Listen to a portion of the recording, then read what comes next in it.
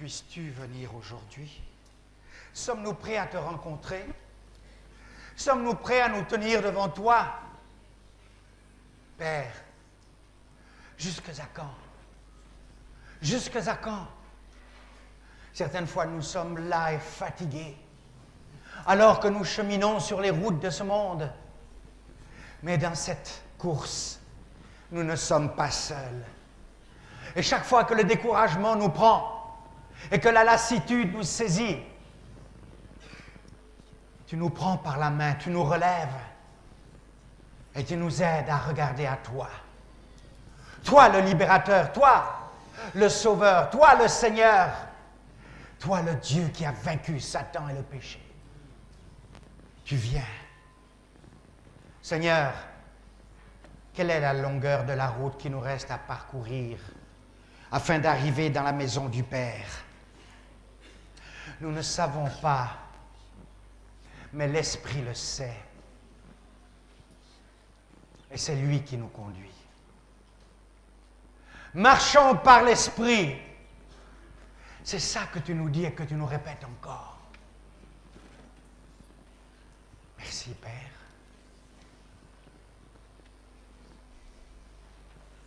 Nous relirons dans les Galates au chapitre 5 et au verset 16. Nous l'avons déjà lu la semaine passée. La semaine passée, nous avons médité quelque peu sur cette partie de l'Écriture qui se trouve dans Galates 5 au verset 13 jusqu'au verset 26. Mais il y a encore beaucoup à considérer dans ce passage. Particulièrement ce verset 13. Je dis donc, marchez par l'Esprit et vous n'accomplirez point les désirs de la chair. Car la chair a des désirs contraires à ceux de l'Esprit et l'Esprit en a de contraires à ceux de la chair. Ils sont opposés entre eux, afin que vous ne fassiez point ce que vous voudriez. Afin que vous ne fassiez point ce que vous voudriez, homme de chair. Afin que vous ne fassiez point ce que vous voudriez, ce que votre volonté désire, ce que la logique humaine veut, ce que l'intelligence veut, ce que la bonne formation, selon ce qu'elle a appris, et selon la culture, et selon la pensée humaine désire. Non, dit Dieu. Un homme mort n'a plus de volonté. Un homme crucifié n'a plus la liberté de faire ce qu'il veut. Et pour toi, ô homme, tout ce qu'il reste, c'est d'être crucifié. Et c'est quelque chose que l'on n'aime pas, ça fait mal. Être crucifié, ceci représente de la douleur, de la souffrance, de la honte. Et l'homme naturel se révolte. Mais souvenons-nous qu'il n'y a pas de résurrection sans mort au préalable. Marcher par l'Esprit, voilà la nouvelle marche que nous devons avoir. Voilà le nouveau programme proposé par Jésus-Christ qui est venu dans ce monde pour sauver les perdus afin de leur ouvrir une nouvelle route pour qu'ils parviennent à la maison du Père. Marcher par l'Esprit. Certaines traductions disent « marcher selon l'Esprit ». J'ai cherché, j'ai regardé, il y a une grande différence par l'Esprit ou selon l'Esprit. Marcher selon l'Esprit. Le véritable sens, le plus près de l'original, est par l'Esprit. Il n'est pas dit non plus avec l'Esprit. Marcher avec l'Esprit. Il n'est pas dit non plus marcher dans l'Esprit. Et ceci est important, et chaque mot de la parole de Dieu a leur importance. C'est la raison pour laquelle ceux qui veulent approfondir la parole de Dieu, ils cherchent toujours à connaître le sens dans l'original. Ils apprennent l'hébreu, ils apprennent le grec, ce sont des grosses têtes, ils apprennent bien. Mais aujourd'hui, même si vous n'avez pas l'hébreu et le grec, vous trouvez des ouvrages qui vous donnent la traduction exacte. Et ça aide ceux qui n'ont pas autant étudié. Il y en a beaucoup qui étudient beaucoup et ça ne sert à rien du tout. Mais la meilleure leçon, c'est celle qui vient du Saint-Esprit. Et c'est le cœur assoiffé. Le cœur assoiffé et qui désire connaître Dieu par son esprit, lui fera connaître ce que la chair ne peut connaître. Saisir ce que la chair ne saisit point. Afin de connaître, de saisir la pensée de l'esprit. C'est lui qui nous fait marcher.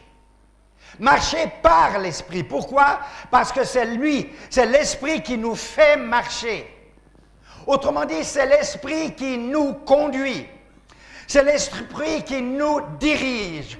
C'est l'esprit qui nous inspire. C'est par lui que nous sommes inspirés. C'est par lui que nous prêchons la parole, que nous devrions toujours prêcher la parole. C'est par lui que nous devrions avancer dans telle direction ou telle autre. C'est par lui que nous devrions exercer notre métier professionnel sur cette terre afin de le glorifier, même dans ce que nous faisons, dans le milieu où nous nous trouvons, pour montrer aux autres qu'il y a une différence entre les enfants des ténèbres et les enfants de la lumière. Marcher par l'Esprit. Ce n'est pas selon l'Esprit, mais par l'Esprit. C'est lui qui nous fait prendre les bonnes décisions. C'est lui qui nous dirige dans le plan de Dieu. C'est lui qui nous fait faire la volonté de Dieu. C'est lui, il peut le faire quand cet homme naturel est crucifié. C'est lui qui a autorité sur nous. Sur nous. C'est lui qui donne l'énergie pour continuer la route. C'est lui qui renouvelle la force du vieillard comme celle de l'aigle quand cet homme marche avec Dieu et que les années ne comptent pas pour lui. Tant que Dieu a dit, annonce l'évangile, tu l'annonceras. C'est lui. Cette marche par l'Esprit n'est possible que si notre volonté propre est soumise à la sienne. Si cet homme naturel est mort, un mort n'a plus de volonté.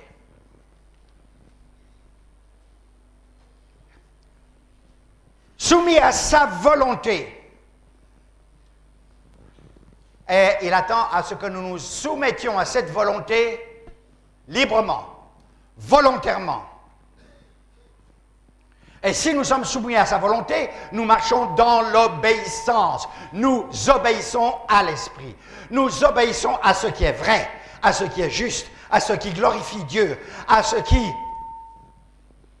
est lumière, est vérité. Voilà. Nous nous soumettons volontairement. Je veux le faire, je veux le suivre, je veux marcher avec lui. Ce n'est jamais imposé, jamais, jamais. Il n'y a aucune imposition. Dieu n'impose jamais. Tu veux pas, alors marche selon la chair, il te laissera. Mais il va conduire et il va marcher qu'avec ceux qui marchent qui marchent par l'Esprit. Qui marchent par l'Esprit. Ceux-là, il va les conduire. Mais nous marchons par l'Esprit parce que nous voulons marcher par l'Esprit. Notre volonté rentre en jeu. Voilà où notre volonté doit agir. Je veux marcher par l'Esprit. Voilà. Et désormais, elle ne parle plus. C'est l'Esprit qui parle. C'est la volonté de l'Esprit qui parle. Ah, pentecôtiste. Il y en a beaucoup qui s'arrêtent à la Pentecôte, on parle en langue, aux prophéties, et puis c'est fini. Et tout le reste, ils marchent par la chair. Non! C'est la raison pour laquelle les dons spirituels sont vilipendés. Les dons spirituels ne sont même plus des dons spirituels, c'est l'imagination de la tête des hommes, c'est tout. C'est tout. Comment est-ce qu'un homme qui ne marche pas par l'Esprit peut prophétiser? Comment est-ce qu'un homme qui ne marche pas par l'Esprit peut donner des messages d'inspiration venant de Dieu? Comment? La chair est à ce niveau, l'Esprit est à celui-là.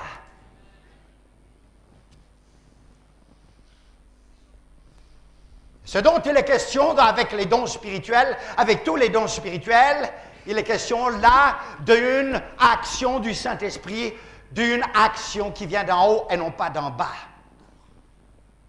Ces gens qui prophétisent des choses qu'ils savent déjà, Ils connaissent un peu la situation de cette famille, commencent à prophétiser quelque chose à ce sujet. Laissez-moi tranquille, ne m'ennuyez pas avec ces histoires-là. Non, non, non, non, non, non, non. Ces gens qui inventent des trucs et qui jettent le trouble dans l'Église, croyez-vous que les dons spirituels soient pour jeter le trouble et la division? Voilà, quand la chair vient et intervient, c'est toujours comme cela, c'est la pagaille. Tandis que les choses de l'esprit édifient. Édifient, c'est-à-dire construisent, c'est-à-dire élèvent. Alléluia. Nous voulons être élevés jusque dans la présence de Dieu. Nous voulons être élevés par les cantiques, par les prières qui sont exprimées par l'Esprit. Oh, que Dieu donne à mon frère Noé de chanter par l'Esprit. Que Dieu donne à nos chanteurs de chanter par l'Esprit. Lorsqu'il y a division entre vous, lorsqu'il y a jalousie entre vous, c'est la chair et c'est plus l'Esprit, et votre chant n'est pas une bénédiction. Lorsque votre musique est de la chair et qu'il y a compétition entre vous, et jalousie et animosité, il n'y a pas l'esprit et vous n'êtes pas en bénédiction. Ce n'est que du bruit. Nous ne voulons pas de bruit. Nous voulons l'inspiration qui vient d'en haut. Nous voulons quelque chose qui nous élève. Quelque chose qui élève notre âme, quelque chose qui nous édifie, quelque chose qui nous fait du bien. Et ce quelque chose, c'est lorsque nous marcherons par l'esprit. En nous y soumettant librement par choix. Il n'est pas un dictateur, il propose et nous choisissons. Après que nous choisissons, il conduit. Et désormais, la volonté, c'est lui, ce n'est pas la nôtre. Nous sommes crucifiés. Quand on dit marcher par l'esprit, non, quand on dit marcher selon l'esprit, vous avez dans certains livres, certaines Bibles de traduction, Louis II, ancienne, c'est selon l'esprit. Dans les traductions révisées, comme la Bible Thompson, c'est par l'esprit. J'ai cherché aussi dans d'autres textes et tout ça. Par l'esprit, frères et sœurs! Autrement dit, sans l'esprit, c'est impossible de marcher. Lorsqu'il est dit selon l'esprit, cela veut dire comme l'esprit. Ce qui fait appel à la capacité humaine. Ce qui fait appel à l'habilité humaine, comme l'esprit, c'est-à-dire imiter, pour imiter l'esprit. Si je dis que je marche par l'esprit, autrement dit, je dois imiter l'esprit, faire comme lui. Impossible, impossible. Comment puis-je imiter l'esprit? Comment puis-je imiter une marche spirituelle, moi charnel? Impossible. Et même si par l'esprit je deviens un homme spirituel, plutôt à Dieu que je sois un homme spirituel, je peux devenir spirituel qu'en marchant par l'esprit, car l'esprit, lui, me rendra spirituel. Mais ce n'est pas en imitant, en faisant comme, que j'arriverai. Quand il est dit par l'Esprit, le Saint-Esprit, c'est lui qui nous fait marcher.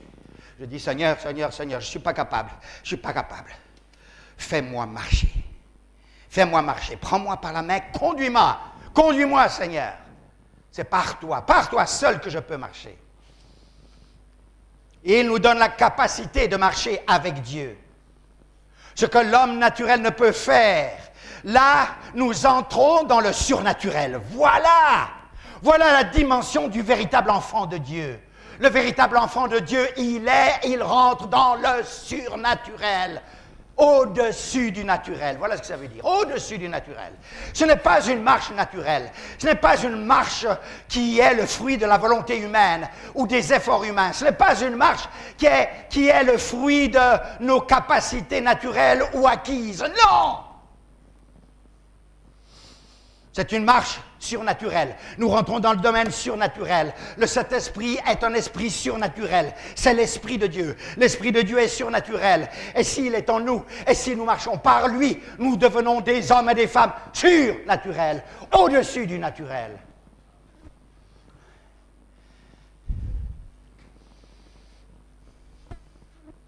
Il y a beaucoup de chrétiens naturels dans le monde, mais les chrétiens naturels, ils marchent par la chair, vous le voyez bien. Ils marchent par la chair. Ce n'est qu'avec une telle marche que nous pouvons plaire à Dieu. Nous ne pouvons pas plaire à Dieu avec notre religion et nos rites et nos façons de faire, pentecôtistes ou pas. Nous ne pouvons pas plaire à Dieu. Dieu n'a rien à voir avec ça. Nous pouvons plaire à Dieu que lorsque nous marchons par l'Esprit et que la chair se tait. Tais-toi, chair, tu réagis. Tu réagis. Oh, je sais ce que c'est. Pourquoi je peux en parler? Parce que moi, je suis un homme comme vous, c'est tout. Des fois, ça fait mal à la chair, là. Ouh, pourquoi lui et pas moi? Et cric!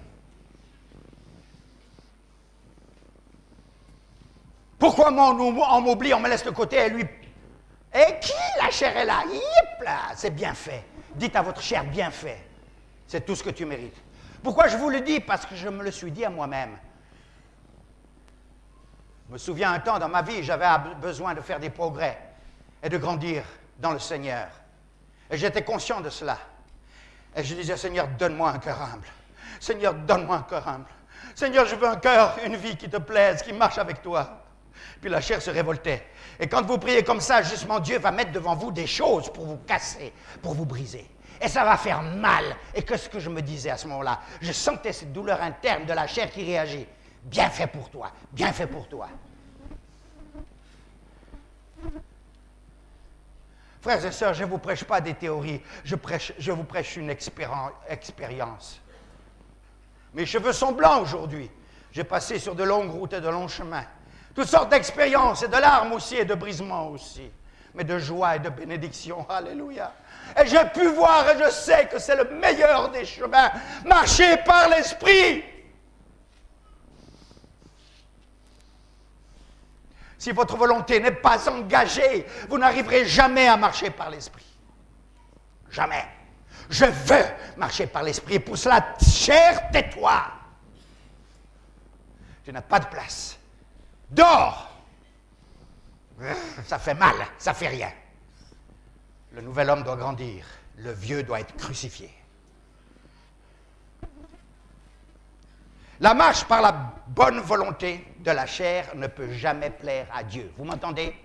La bonne volonté de la chair ne peut jamais plaire à Dieu. Je veux marcher avec Dieu. Oui, c'est bon. On entend des bonnes choses et tout ça. Oui, je veux parvenir. Je veux. Tu n'arriveras pas si c'est toi qui veux seulement.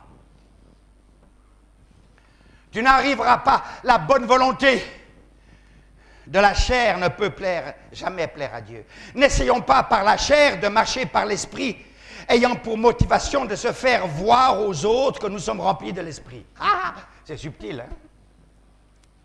C'est subtil. Essayez par la chair de donner la démonstration que nous marchons par l'Esprit, afin que les autres voient que nous sommes des hommes spirituels.